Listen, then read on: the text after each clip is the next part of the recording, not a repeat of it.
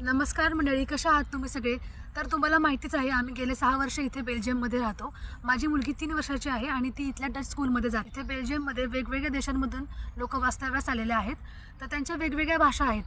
या शाळेतील मुलांना लहानपणापासूनच वेगवेगळ्या भाषा शिकण्याची आवड निर्माण व्हावी, तसेच वाचनाची गोडी लागावी, यासाठी हा उपक्रम त्यांनी राबवलेला आहे. तुमची जी लँग्वेज आहे किंवा तुमची जी मदर टंग आहे, तुम्ही त्यामधली कुठली पण गोष्ट लहान मुलांना वाचून दाखवा आणि मग ती गोष्ट इथले डच टीचर डचमध्ये ट्रान्सलेट करून सांग. या निमित्ताने वेगवेगळ्या भाषेतील लोक जोडले जातील, वेगवेगळ्या भाषा लहान मुलांना कळतील. असा अतिशय मला हा उपक्रम एकदम सुंदर वाटतो. आज माझा दिवस आहे आपली मराठी भाषेतली गोष्ट इथल्या लहान मुलांना सांगायचा.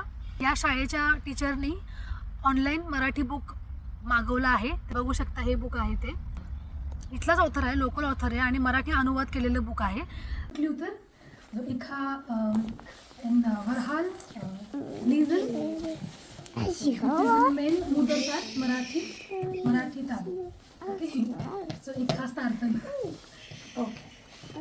हे मित्रांनो, माझे नाव मार्क आहे आणि हे माझे भाऊ स्टीवन आणि इरिक. मी यांच्यामध्ये सगळ्यात लहान आहे.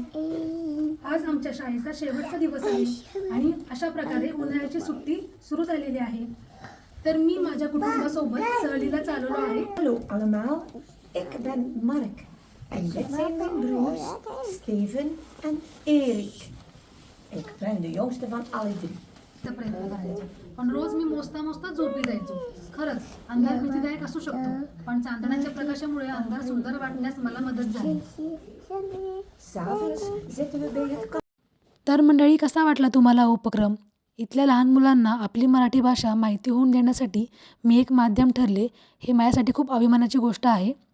तुम्हाला हा व्हिडिओ कसा वाटला आम्हाला कमेंट करून नक्की सांगा आणि अशाच छान कंटेंटसाठी आम्हाला फॉलो करायला विसरू नका.